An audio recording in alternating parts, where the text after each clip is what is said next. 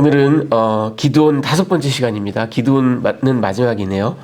영웅적 구원자, 우상 숭배자로 생을 마감하다, 이런 제목으로 말씀을 좀 전하도록 하겠습니다.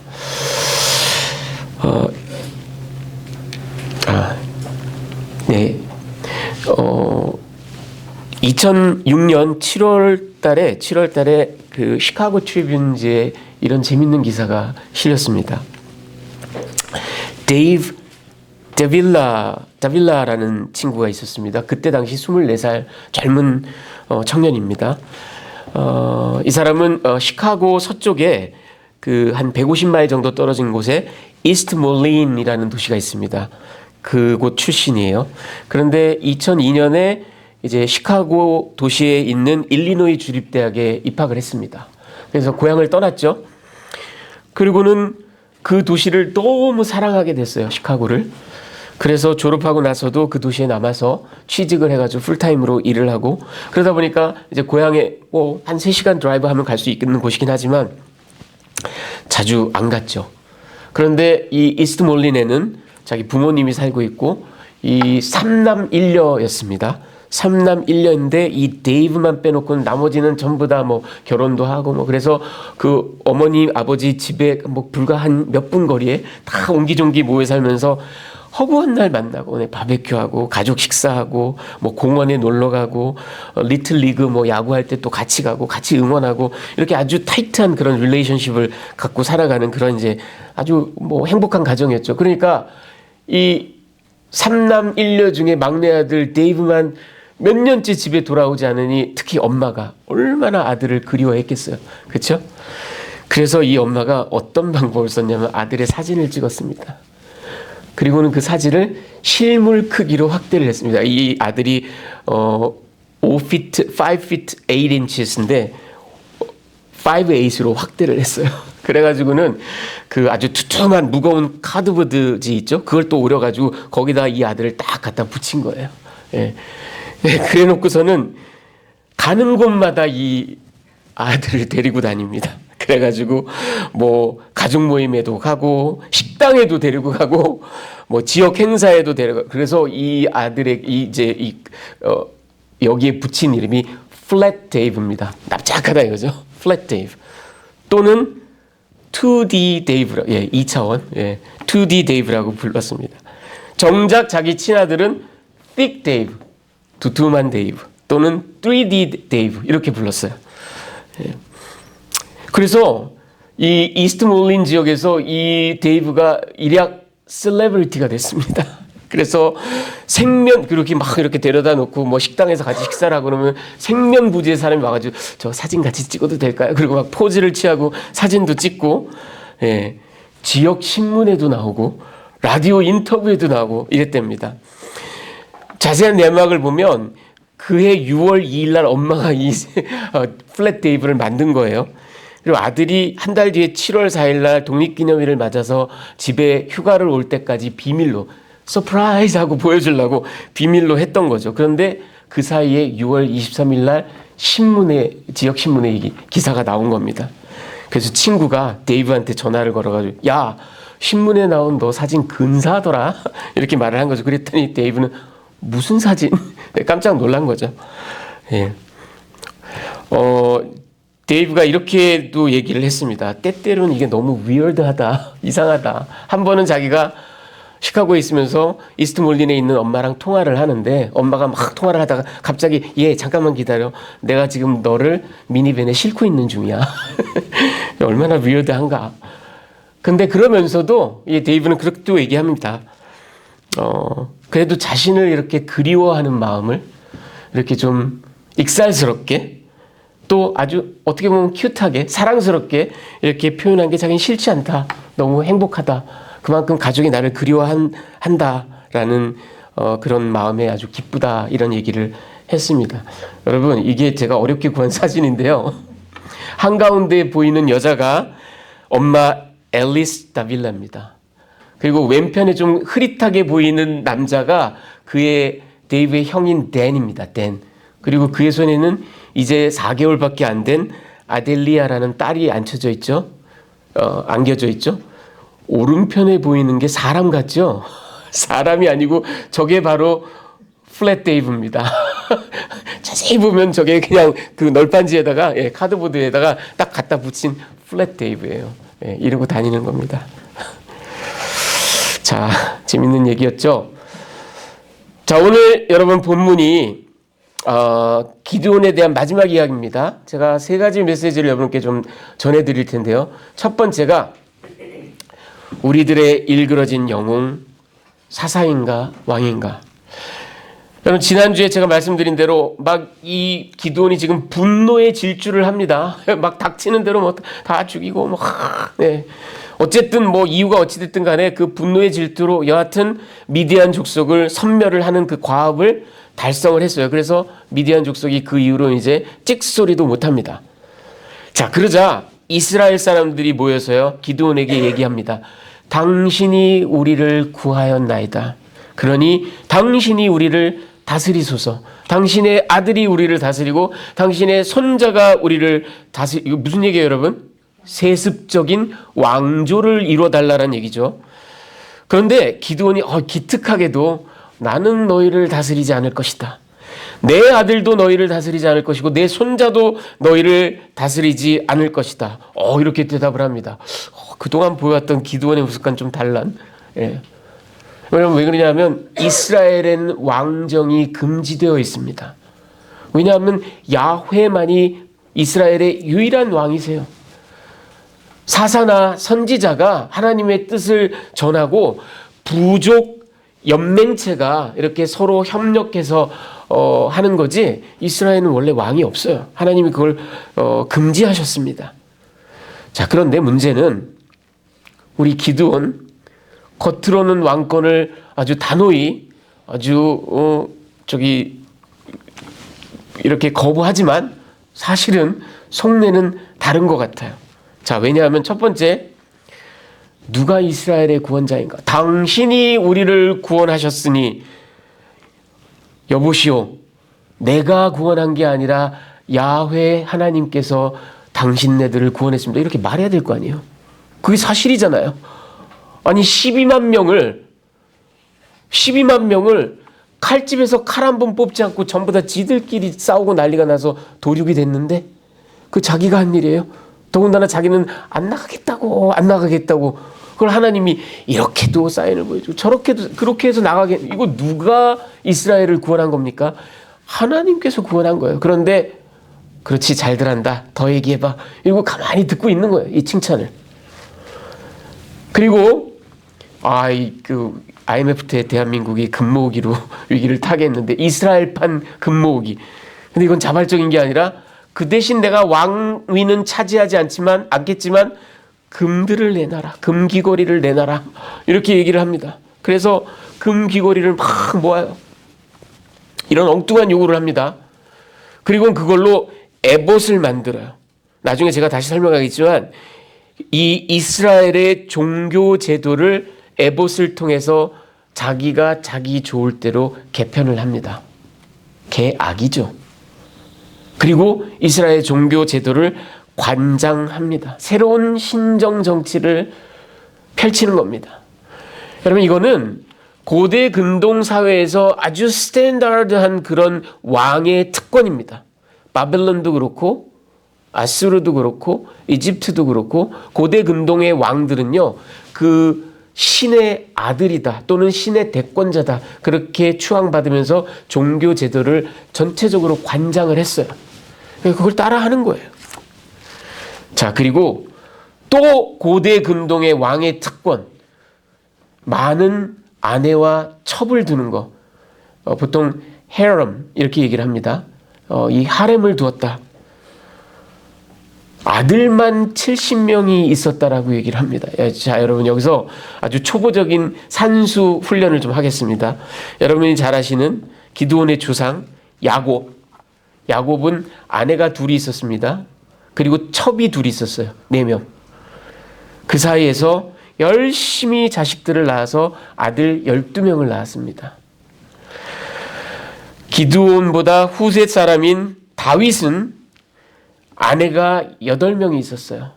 그리고 우리가 정확하게 숫자를 알지 못하지만 첩도 여럿이 있었습니다. 그 사이에서 아들을 19명 낳았습니다. 자, 그러니 계산해 보세요. 70명 아들을 낳으려면 아무리 적어도 15명, 많게는 30명 정도의 처첩을 두었다라는 얘기예요. 이스라엘 왕조 시대의 왕을 능가할 정도로 거의 솔로몬 다음 가지 않을까 싶을 정도로 처첩을, 헤럼을 둔 겁니다. 이거 고대 근동의 왕들만이 누렸던 특권입니다. 자, 그리고 결정타. 세겜에 가나안 여인을 또 이 여인은 정식 처첩에 들지도 않는 그 이사에 난 아들은 70명 아들에도 들지도 않는 아들이에요. 근데 이 아들을 낳아놓고는 자기가 직접 이름을 지어줍니다. 아비멜렉이라고. 그런데 여러분, 이 아비멜렉이라는 이름은 My father is king, 그런 말이에요. 내 아버지는 왕이시다, 그런 말이에요. 자기가 하고 싶은 얘기를 하는 거죠. 아비멜렉에게 네 애비는 왕이다, 이렇게 이름을 붙여준 겁니다. 자, 여러분, 그러니 겉으로는 왕권을 거부했지만 뭡니까? 사실은 왕을 스스로 칭하고 있고 왕으로 살아가고 있는 겁니다. 여러분, 하나님께서 이스라엘에게 왕정을 금하셨습니다. 야훼만이 왕이시기 때문에. 그런데 하나님이 이스라엘의 사악함을 알고 계세요. 그래서 가나안 땅에서 왕정을 요구할 거를, 사무엘서에 보면 나오잖아요. 사무엘서 8장에 보면 나오잖아요. 그런데 그런 걸 알고 계셨기 때문에 하나님께서 이미 신명기 17장에 너희가 정의, 굳이 왕을 세우려면 이렇게 해라 하고 규례를 주셨어요. 17장 14절부터 20절에 보면 어떤 내용이 나와 있냐면 왕은 반드시 하나님께서 선발해야 된다. 그렇잖아요, 여러분. 사울도 다윗도 하나님이 선지자 사무엘을 통해서 기름 부으셨잖아요. 그리고 이 왕은 병마를 많이 둬서는 안 되고 은금을 취해서는 안 된다. 예, 이 고대 왕실의 특징이거든요. 그러니까 가렴주구를 하지 말아라 이거죠. 그리고 또 분명히 얘기했어요. 이 왕은 아내를 많이 두어서는 안 된다. 그리고 이 왕은 언제나 율법을 묵상하고 율법대로 행해야 된다. 이게 하나님이 정하신 규례예요. 너희가 굳이 정의 왕을 세운다면. 그런데 보세요. 하나님이 기름 붓지도 않고 하나님이 시키지도 않았는데 자기가 왕이 됐죠. 그리고 은금을 걷어들이고 처첩을 취하고 율법을 멀리하고 자기가 제사를 마음대로. 그러니까 정치적 수사로는 왕정을 거부했지만 현실적으로는 하나님이 구원하신 그 하나님의 공로를 자기가 가로채고 은금 패물을 갈취하고 종교 제도를 관장하고 자기 고향 오브라를 새로운 수도로 만들고 수많은 처첩을 거느리고 급기야 서자 이름을 아비멜렉 이렇게 정해서 자기가 왕이라고 이렇게 이야기합니다. 겉다로 속다로예요. 여러분, 이 기드온 사사로 그리고 전사로 거버너로 부름을 받았습니다. 그래서 300명의 용사를 거느리고 혁혁한 전공을 세운 영웅으로 우리가 일반적으로 알고 있어요. 그렇게 칭송을 합니다. 하지만 실은 한국의 작가 이문열 씨가 얘기한 것처럼 우리들의 일그러진 영웅에 불과합니다. 아니, 그 정도가 아니라 야훼의 왕권을 찬탈하고 제사 제도를 마음대로 주무르고 왕을 참칭한 반란자요, 배교자요, 우상 숭배자로 죽습니다. 지금 보시는 분은 ዣ크 엘룰이라는 프랑스의 철학자이고 사회학자입니다. 이 사람은 신학자이기도 해요. 그리고 이 사람은 나치 치하에서 레지스탕스로 무장투쟁까지 했던 사람입니다. 아주 탁월한 20세기의 지성인입니다. 이 사람이 1987년에 What I Believe라는 책을 썼어요. 스크주 코아라는 이게 이제 불어로 된 책인데 이게 89년에 영어로 번역이 됐습니다. 이 책에 보면 이런 얘기가 나옵니다. 우리가 여러분 이 이야기 잘 들어보셔야 됩니다. 우리가 믿음 밖으로 나온다면 인간의 모험은 그 어떤 본원적인 방향성이 없다. 역사가 그 자체로 어떤 의미를 지니고 있다는 것은 거짓말이다. 사실이 아니다. 인간 역사란 실은 얼간이가 늘어놓은 설화에 불과하다. 여러분 이 세계적인 철학자, 신학자가 역사를 전면적으로 부정하는 얘기를 하는 거겠어요? 그게 아니에요. 믿음 밖으로 나온다면, 믿음이 없다면 우리가 그토록 소중하게 여기는 역사가 다 얼간이 설화에 불과하다. 믿음이 가장 중요하다는 얘기예요. 여러분 기드온은 혁혁한 전공을 세웠지만 사실은 믿음 밖으로 나온 사람입니다. 아니 어떻게 보면 이 작자가 처음부터 믿음이 있었나 싶을 정도예요. 그런 그는 제 아무리 미디안으로부터 이스라엘을 구했어도 어드벤처, 역사적인 어드벤처를 이루고 뭐 대단한 공을 세웠을지라도 아무 방향성이 없는 거예요. 오리엔테이션이 없는 거예요. 방향성 없이 표류하고 있는 겁니다. 제 아무리 왕에 버금가는 그런 모습으로 살았을지라도 실제로 그는 얼간이에 불과합니다. 그가 만들어낸 헛소리고 헛짓거리에 불과한 겁니다. 왜? 믿음이 가장 본원적이기 때문에. 우리들의 일그러진 영웅입니다. 자, 두 번째 메시지는 이겁니다. 기드온이 탁월한 우상 제조자라는 거. 제가 여러 번 소개해드린 적이 있는데 이 스위스의 개혁자 장 깔뱅, 이 사람이 사도행전 주석서에서 이런 얘기를 했어요. 우리 모두 어머니 복 중에서부터 가히 명장급 우상 제조자들이다. Master Craftsman. 여러분 역사를 전공한 저는 이게 무슨 말인지 정확하게 알아요. 오늘날 우리가 생각하기에는 Master Craftsman, 뭐 장인, 뭐 기술을 인정받아서 그 정도가 아니에요. 칼빈이 살았던 16세기 이 뭐 중세라든가 아니면 근세 쪽이 이때의 마스터 크래프트맨, 이 사람 마스터가 되기 위해서는 15년, 20년 동안 뼈 빠지게 노력해야 이 마스터 칭호를 받습니다. 그리고 마스터 칭호를 받으면 자기 샵을 열 수가 있어요. 그리고 고용자를 많이 둘 수가 있어요. 오늘날로 치면 이 마스터 크래프트맨은 박사학위 소지자들이에요. 아니면 의사나 변호사 같은 전문직 종사자, 사회로부터 그만큼 엄청난 존경을 받았어요. 그러니까 귀족을 제외하고는 가장 높은 지위에 있는 사람들이에요. 오늘날 박사학위 소지자들, 의사, 변호사들이 금수저, 재벌들을 제외하고는 가장 명망 있는 사람들이잖아요. 바로 그런 사람들이 마스터 크래프트맨입니다. 그런데 칼빈이 뭐라고 얘기합니까? 우리는 모두가 다 너나 할 것 없이 어머니 복 중에서부터 명장급 우상 제조자들이다. 이렇게 얘기를 합니다.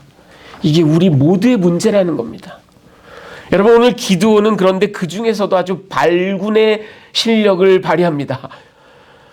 그는 공식적으로는 왕위를 거부합니다. 하지만 금 귀고리를 달라 그래요. 모인 게 1700세겔이에요. 여러분 1700세겔이 어느 정도냐면요. 42.5파운드입니다. 킬로그램으로 따지면 19.38kg, 거의 20kg입니다. 제가 2026년 올해 3월 금 시세를 한번 봤더니 대한민국에서 1kg짜리 골드바가 2억 8천만 원이래요. 20kg이면 거의 56억입니다. 50억이 넘어요. 여러분 이런 금 귀걸이를 처음, 이거 제가 보기엔 거의 양아치 수준이에요. 갈취 다 내놔. 예. 그리고는 그것도 참 그런데 보기 좋지 않은데 그렇게 해서 거둔 금으로 뭘 했어요? 에봇을 만들었어요. 여러분 에봇이 뜬금없이 에봇이 튀어나옵니다. 에봇이 뭔가요? 출애굽기 28장 또 출애굽기 39장에 보면 이 에봇이라는 건 제사장이 자기 옷 겉에 걸치는 겉옷입니다. 그리고 이 대제사장의 겉옷에는 에봇에는 판결 흉패라는 브레스트 플레이트가 있어요. 그 판결 흉패에는 이스라엘의 12지파를 상징하는 12개의 보석이 박혀 있어요. 그리고 이 브레스트 플레이트, 판결 흉패에는 작은 파우치가 있는데 그 파우치 안에 무엇이 있어요? 우림과 둠밈이 있습니다. 그러니까 이 에봇의 가장 본원적인 기능은 뭐예요? 우림과 둠밈으로 하나님의 뜻을 분별하는 겁니다. 자, 그러고 나서 생각해 보십시오. 이게 뭡니까? 여러분, 이 시대에, 사사시대 기드온 때에도 여전히 제사장이 있어요.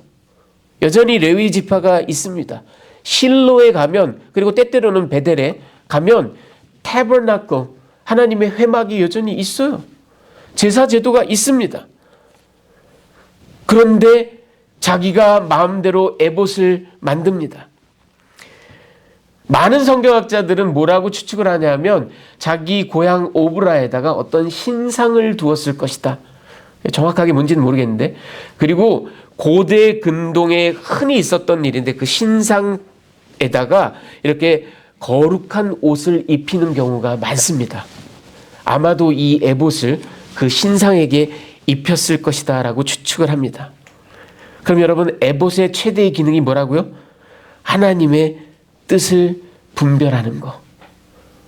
그런데 이 기드온, 여러분, 그의 전력을 한번 잘 생각해 보십시오. 천사에게도 하나님의 뜻을 보여주십시오. 당신이 천사인지 내가 어떻게 합니까? 이랬던 사람이고요. 하나님의 뜻을 명확하게 받았는데도 양털을 내놓으면서 그래도 뜻을 다시 보여주십시오. 사인을 보여주십시오. 그걸 하나님이 들어줬더니 이번엔 반대로 양털을 이틀 거쳐서 그래도 하나님의 뜻을 나는 확실히 알아야겠나이다. 이러던 사람. 제차 3차 하나님이 뜻을 보여주셨음에도 결국은 미디안 진영까지 가서 미디안 병사가 얘기하는 꿈과 그 해몽 얘기를 들어야 옳거니 하나님의 뜻이 이게 맞겠구나 하고 전쟁에 나갔던 바로 그 사람 기드온. 여러분, 그는 어떻게 보면 하나님의 뜻에 끊임없이 의심을 품었던 사람이고 어떻게 보면 하나님의 뜻에 환장했던 사람입니다. 제가 가만히 생각해보고 이 사람을 약간 오늘날의 경제 주체 투자자에 비유해서 제가 말을 한번 만들어 봤어요. 자, 보세요. 저는 이 사람을 하나님의 뜻이라는 최우량주를 어느 날 스탁마켓에서 발견한 투자자 같아요. 하나님의 뜻으로 재미를 봤거든요. 영웅이 됐거든요. 자, 그래서 그 하나님의 뜻을 캐피탈라이즈 합니다. 자본화합니다. 맥시마이즈 합니다. 그리고는 그렇게 하나님의 뜻을 캐피탈라이즈 한 것을 단발성 소득으로 끝내는 게 아니라 대대로, 그래서 영구화하기를 원합니다. Perpetuating God's will. 그런데 뭘로? 에봇으로. 어쩌면 신상으로. 그리고 이거를, 하나님의 뜻을 localize 합니다. 지방화합니다. 딴 데 가지 마. 실로에 갈 필요 없어. 베델에 갈 필요 없어. 나한테로 와. 오브라로 와. 지방화합니다. 그리고는 하나님의 뜻을 substituting 합니다. 대체합니다. 뭘로? 자기가 새롭게 만들어낸 종교로. 즉 자기의 뜻으로. 여러분, 이게 기드온이 하고 있는 일입니다. 그는 겉으로 봤을 때는 왕정을 거부한 듯 보이지만 실제로는 왕을 참칭하고 왕 노릇을 하고 있습니다. 그뿐만 아니라 제사 제도를 자기 마음대로 고칩니다. 그리고 하나님이 위임을 하거나 하나님이 부르신 적이 없는데 왕 노릇도 제사장 노릇도 하고 있습니다. 하나님의, 자기가 발견한 저 최우량주 하나님의 뜻을 자기가 매개하고 있습니다. 불법적인 종교 장사를 하고 있는 겁니다. 에봇과 신상을 통하여. 그는 탁월한 우상 제조자이고 탁월한 우상 숭배자입니다. 지금 보시는 분은 앤드루 그릴리라는 미국의 캐톨릭 사제이고요. 이분은 사회학자입니다. 그래서 University of Arizona라든가 U of Chicago 이런 데서 사회학 교수로 교수를 역임했던 그런 사람입니다. 자, 이 사람이 한 얘기를 한번 들어보십시오.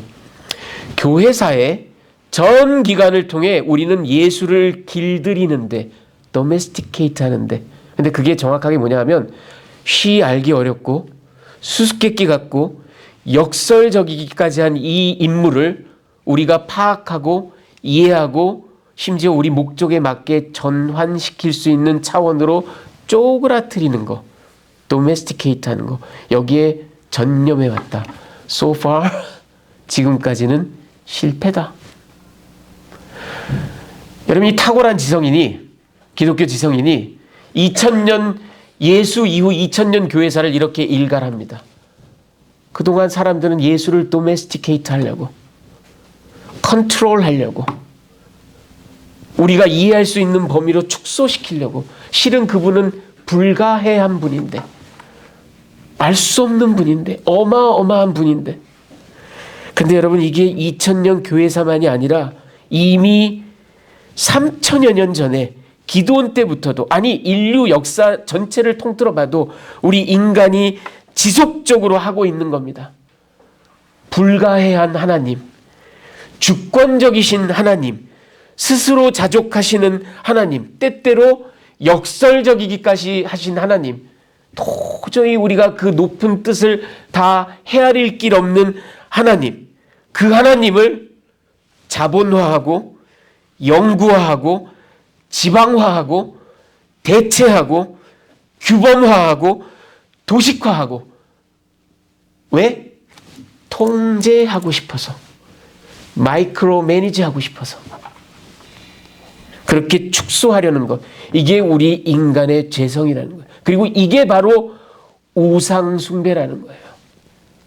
기드온은 그 참남한 우상숭배자의 전형, 그리고 최정상급이었던 겁니다. 그런데 여러분, 이게 우리 현대 기독교인에게 그렇게 먼 이야기가 아닙니다. 우리도 여러분 에봇 메이킹을 하는 존재입니다. 켈빈이 얘기했잖아요.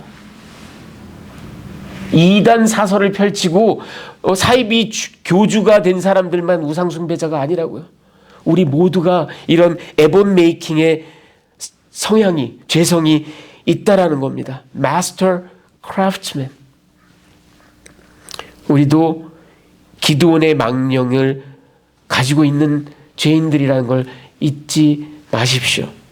교회에서도 보면 때때로 이런 모습, 자본화하고 영구화하고 지방화하고 대체하고 통제하려는 이런 게 오늘날 교회도 얼마나, 교회를 컨트롤하기 위해서 이런 걸 하는 게 좋고, 이것만이 교회가 성장하는 거고, 이렇게 하는 것이 참 사역이고 참 교회고. Who says so?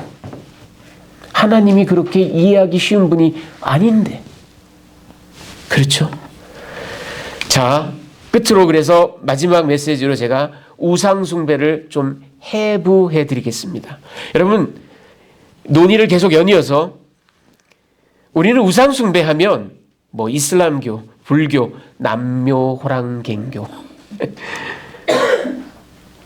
그래서 우리는 우상숭배가 뭔가 이렇게 거대한 그런 사이비 종교, 페이거니즘, 그런 거에 그냥 속아서 굉장히 무력하게 막 이렇게 그 앞에서 빌고 이런 빅점, 이렇게 생각하기가 쉽다고요. 그런데 캘빈이 얘기했잖아요. 우리 모두가 우상 제조자라고요.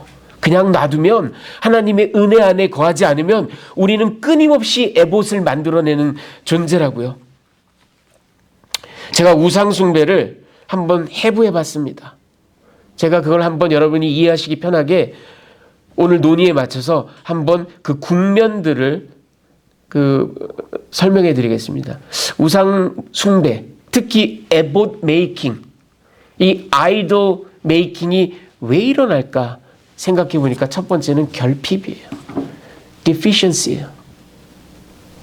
What you desire. 여러분이 간절히 원하는 게 있는데 그게 결핍돼 있을 때. 자, 다음 단계로 넘어가면 그걸 뭔가를 만들어냅니다, 우리가. 또는 만들지 않아도 뭔가를 내세웁니다. 그래서 대체하려고 합니다. Substitution with what you craft. 여러분이 만드는 걸로 대체를 합니다. 그래서 마지막 단계는 satisfaction. 그걸로 만족을 얻습니다. 그런데 여기서 disregarding the original deficiency. 원래 내가 가지고 있었던 그 결핍을 무시함으로 자기가 만들어낸 그 대체물을 포커스함으로 satisfaction, 만족을 얻고자 합니다. 이게 우상숭배의 아나토미, 해부입니다. 여러분 보세요. 처음에 우스갯소리를 해드렸는데 이건 뭐 우상숭배라기엔 너무 큐트하고 아주 뭐 귀엽기까지 한 거긴 하지만 저 앨리스가, 엄마가 그토록 사랑하는 아들이 몇 년째 집에 오지 않아요. 결핍, 아들의 부재, 결핍, deficiency를 느껴요. 그러고는 기발하게도 2D 플랫 테이블을 만들어냅니다. 그리고 그걸 막 끌고 다녀요. 네. 만족을 얻는 거죠. 물론 이거는 뭐 좀 무해해 보이고 큐트하기도 합니다. 하지만 보십시오. 출애굽기 32장에 보면 이스라엘 백성들이 금송아지를 만드는데 왜? 모세가 산에서 내려오질 않아요. 죽었는지 살았는지 우리를 여기까지 끌어다 놓고 갑자기 지도자의 부재가 생겼어요. 결핍이 생겼어요. 어떡하지? 어떡하지? 우린 이대로 죽나? 결핍을 어떻게 메울까? 금송아지를 만들어냅니다. 그리고 그 앞에서 막 춤을 추고 이제 살았다 우리는. 이제는 우리를 인도할 그런 어떤 존재가 있다. 만족을 느낍니다.